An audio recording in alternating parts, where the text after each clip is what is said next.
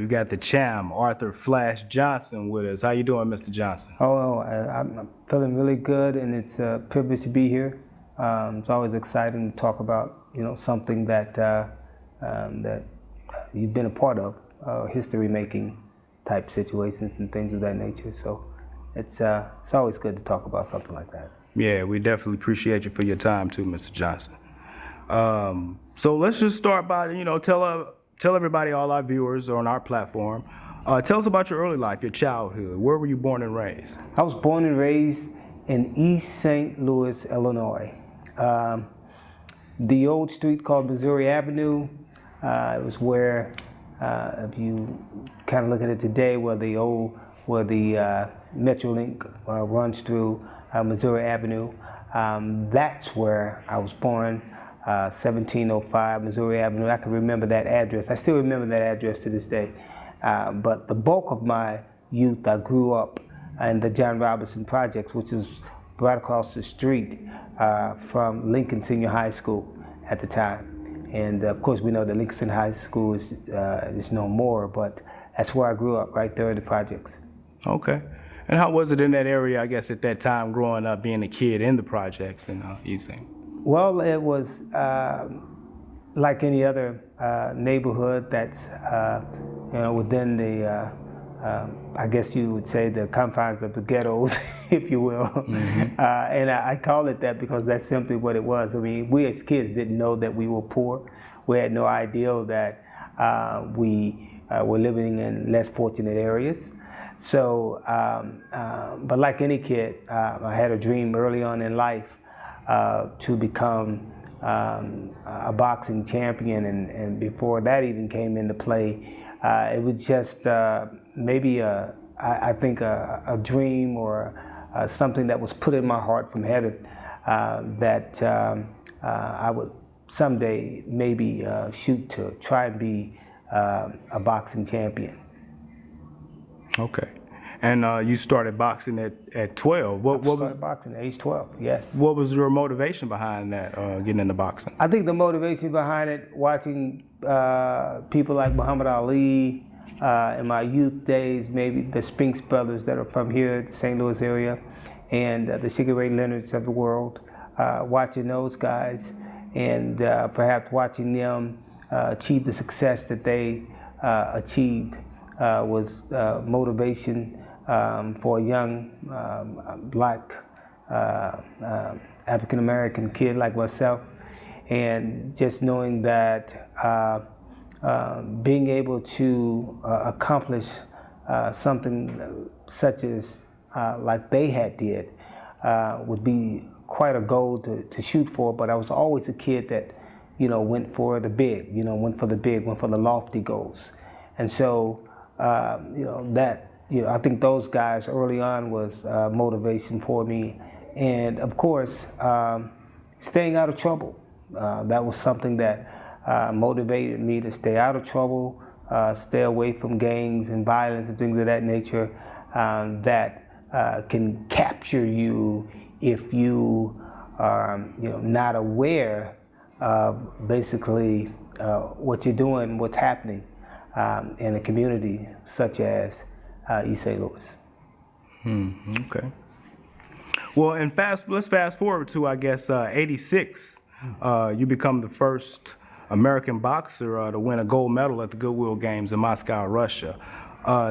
Tell us about that experience and what that was like. Wow, that was a great experience because the Goodwill Games was used to kind of mend relationships between the Russians and the United States. And what I gather, we took about 24 or more boxers over there to compete in the Goodwill Games, giving us double chances to win a medal of some sort. And I would come away, fortunately, as the only gold medalist from the United States, boxing team. And the Russians, I remember that year, there were only 12 gold medals. The Russians captured 11 of them, and I had the only one that was a non-Soviet. But on top of all of that, I had received the Outstanding Boxing Award of every boxer who had come there from across the world to compete. So that was a great time for me, and that's one that's in the memory banks forever. Okay. All right. Well, let's fast forward, I guess, a couple years later, we got 88. You were a part of a star-studded Olympic team back then. I mean, you know, names Roy Jones, Riddick Bowe, Ray Mercer, you know. You actually captured 12 national titles in the Olympics that year. Tell us about that and how tough the Olympics were for you at that time. Well, you know, leading up to the Olympics, I had captured 12 national titles. Became the first boxer to ever do that. I mean, today it's a little different, where it's not to knock the kids today, but man, I'm telling you, to win a national title, you would have had to win at least 10 bouts. That is not the case today. But back in the day, when it was tough to do, I'm glad that I did it when it was tough to do, when it was not easily handed to you by just winning a couple of bouts or so. So you had to really kind of go through a real test, test of will, if you will, to be able to win any type of national title, because it was what it was. It was the competition was as tough as it can be, and if you came through, if you got out of, first of all, you had to get out of home. You had to get out of home. What I mean by home is local. You had to get out of the local state, and then from the local state you did region, and then from region you did national, and then that's where, when you won that title, that's where all of the attention came from winning a national title. So I was fortunate to win, 12 national titles. In fact, today, last I checked, I was the first flyweight amateur to win 3 U.S. national titles consecutively. That's the key, consecutively. And so from what I gather, that record has stood for over 30-something years and still counting. And the fact that there's been, fighters who win the U.S. Nationals, I'm sure more than 3 times, but 3 is the consecutive key thing as a flyweight. So I was able to do that, and that record was tied, I believe, maybe 2 or 3 times after that, but not broken. So for me to have been able to do that is something that, as I look back on, was really special, and it definitely wasn't an easy feat. And I think as I look back through the competition, you mentioned some of the guys who I came up with, the Riddick Bowes of the world, the Ray Mercers, and even the Michael Carbajals, because I beat guys like Michael Carbajal on a couple of occasions. Kenny McKinney, who was actually one of the gold medalists in the Olympics, and I beat him 3 times. So I had fought everybody who was somebody. And those guys were not easy to overcome. And today we remain friends as we look back on it, and as we recall. It's a great thing to have been a part of.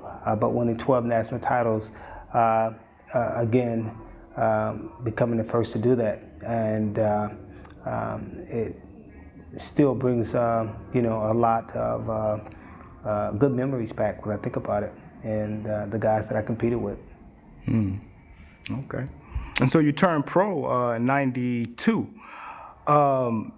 Tell us about that. I guess the biggest difference coming from the Olympics to turning pro. Was there a big difference in competition, and how were you able to adjust to that? Well, I don't think it was a huge difference. But of course, in my weight class, I think the guys were tougher because of who they were competing against, because they all knew that I was an Olympian, and they all knew that if they beat me, that this was implications for them to go on and do other things. And so for me, I just, the most unique thing about me is, I should say this, is that I took 4 years off before coming, and having a pro career. Now, I don't know of any fighter that's ever done that, not the way that I done it. When I think about that, I think about the Ray Leonards, I think about the Alis. They were already in their pro careers. So I hadn't had a pro career, but I retired immediately after the Olympics, came back, and I had my first fight in '92. And '92, and I remember winning a unanimous decision in my very first bout. And then kind of going on from there and fighting a world champion, Richard Clark, who had won the WBC, and I fought him in my fourth or fifth fight. And then from there I went on to challenge for the world title in Thailand against Pachit Sitbang Prachun, which is one of the most memorable bouts ever, because I about half killed them, and they still gave them the fight. Yeah. So when I think about that, I'm still waiting for an apology, and I think that that will happen, and I think that it's just kind of one of those things that when you think about it, it was really kind of a shame to have had that happen the way that it did. But in any event, we overcame that, and we had a great career, and I enjoyed everything that came with it. You have to be able to have enjoyed it. Mm. And you also you had other controversies. I guess there was a fight against I believe that was Johnny Tapia. Johnny Tapia.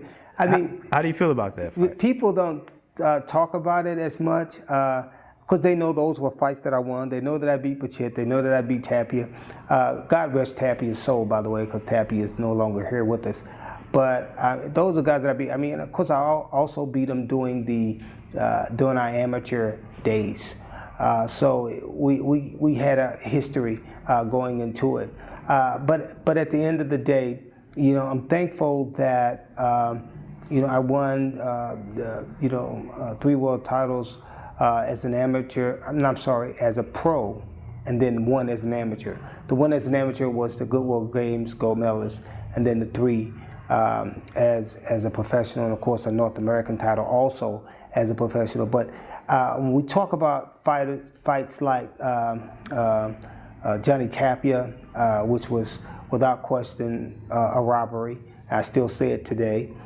Some of the fans, give their comments on it, and it's not to take anything away, from that. You can feel any way you want to feel, but how can you look at a fight like that and know that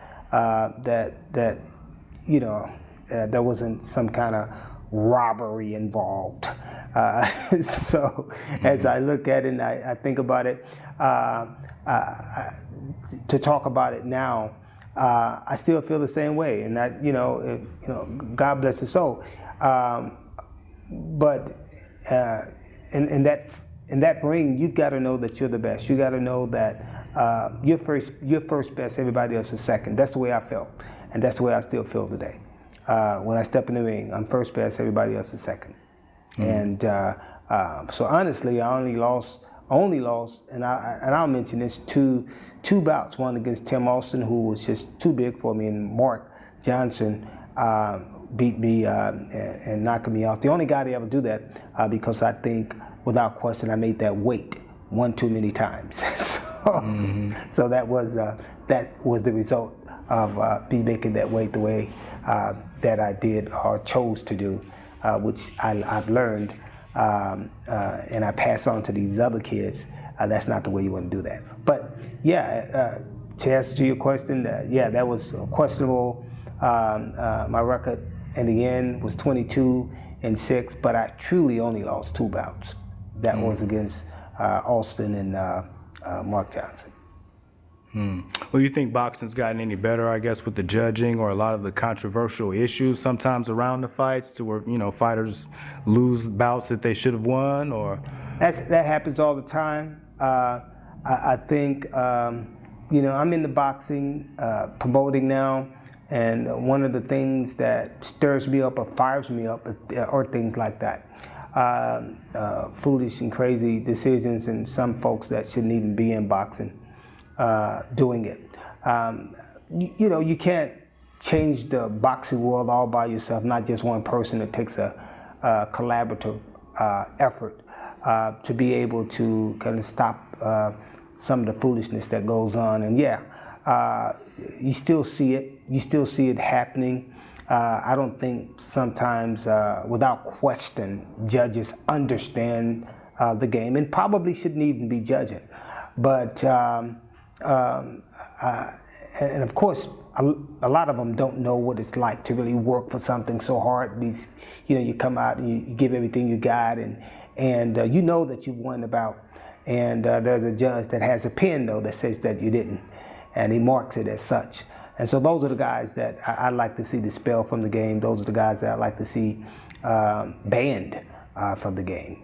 So not so much banning fighters. I think, I mean, a fighter deserves to be banned if he does something crazy, foolish, you know, that's to the limit. There's a punishment for that.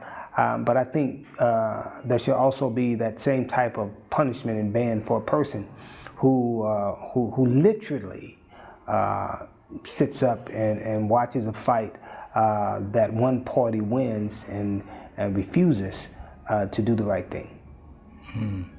Okay.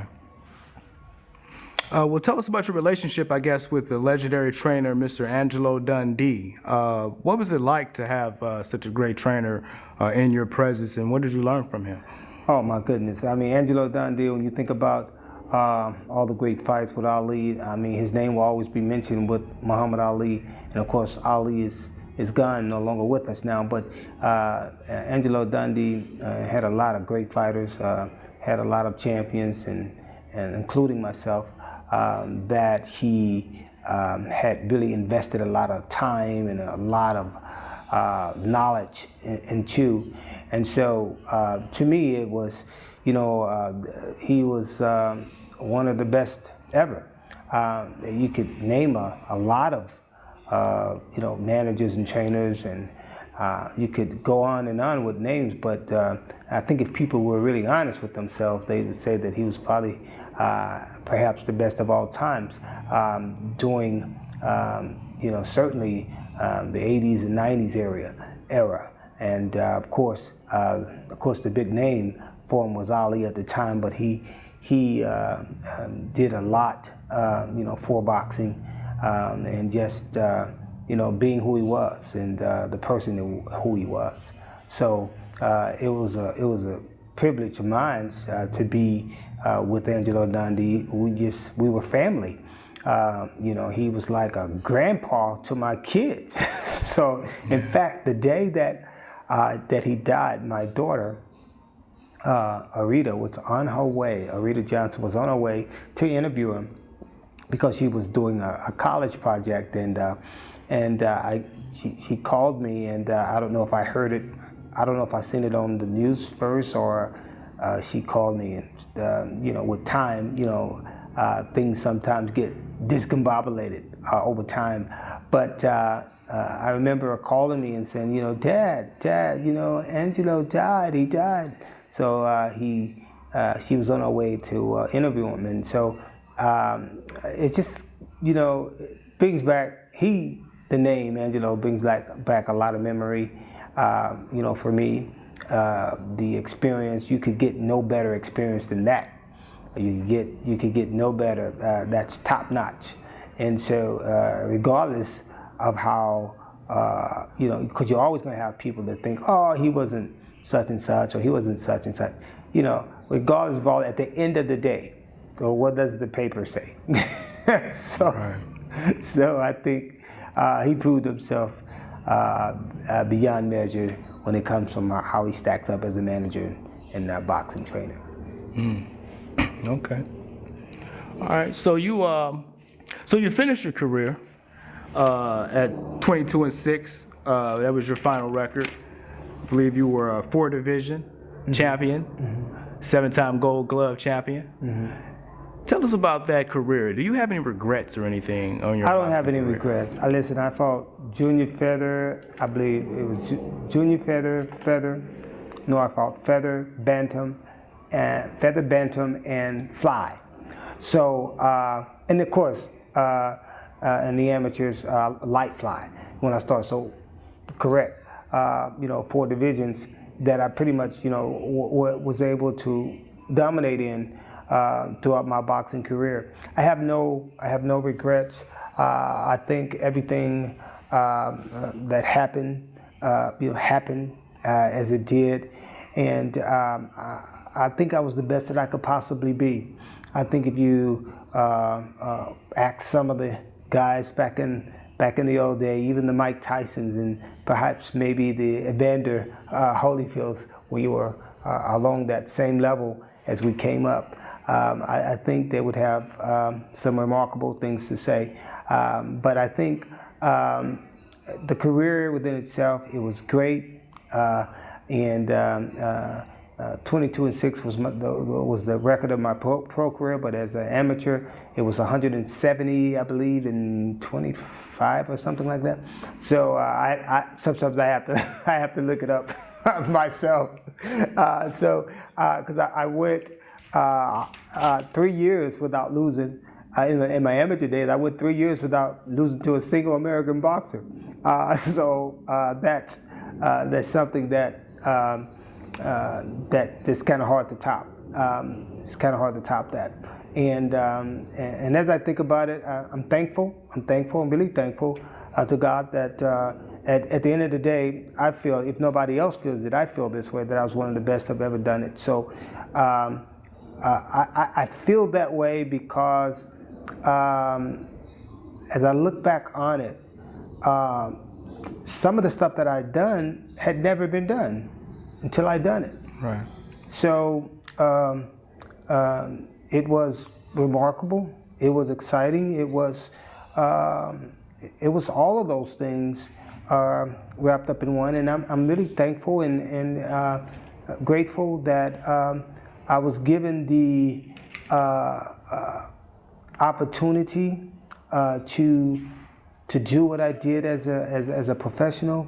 And once I got into the amateur ranks, I stayed there. I stayed on top.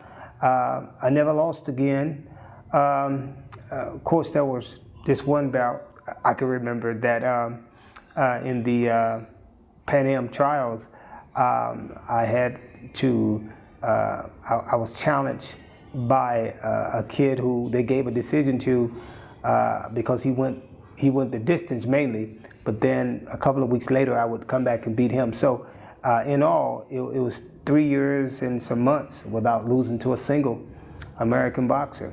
So when I think about that, that's total domination. And I was fortunate to have been able to do those things. And I don't say that braggingly or arrogantly or anything. I just look it up. That's what I tell most people. Just go look that stuff up. So, because it's out there and it is public knowledge. So I'm very thankful for that. I'm very thankful that now as I get a chance to talk about it, and I think it's something that I pass on now to my grandkids and to the local boxers here that I train and work with. To pass that knowledge on, and it's to me it was a gift that I hold precious and dear to be able to share information with these kids that I think that can help them not only just in boxing but in their life. It's just having this foundation, the Arthur Johnson Foundation, and this gym here.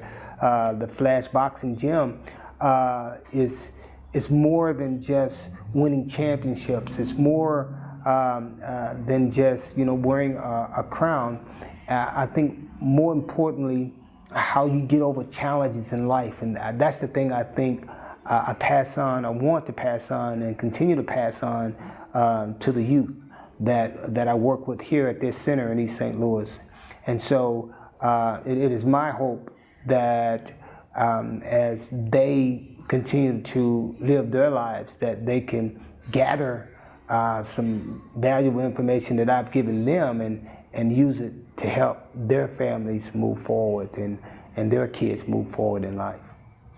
Okay, and you actually touched on my next question, which I was going to ask you about the foundation, the Arthur Johnson Foundation.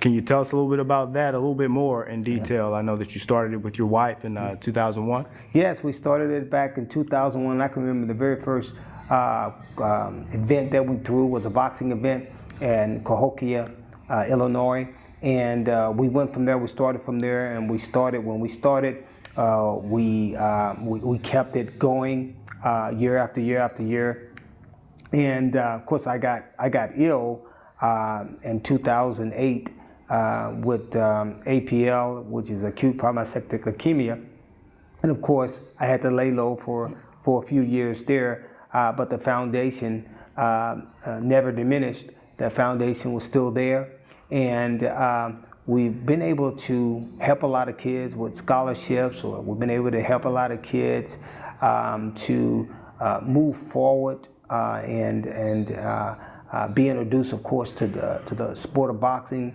as well as just life in general. Life, tests and trials, of course, that we all go through, but we've been able to tutor them and mentor them, which is a huge thing that we've been able to do. I think the work that one does, after a career such as the one that I have,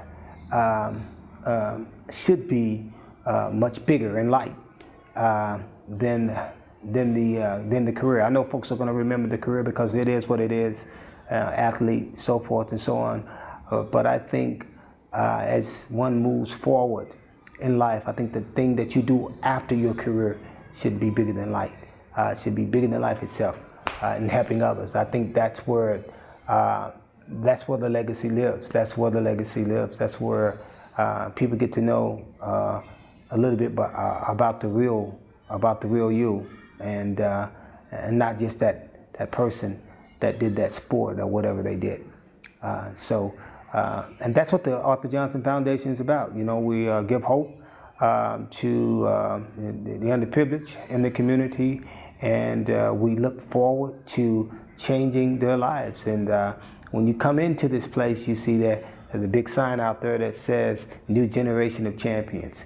And a new generation of champions is not so much in the physical form of athletics, but champions in life. That's a key thing.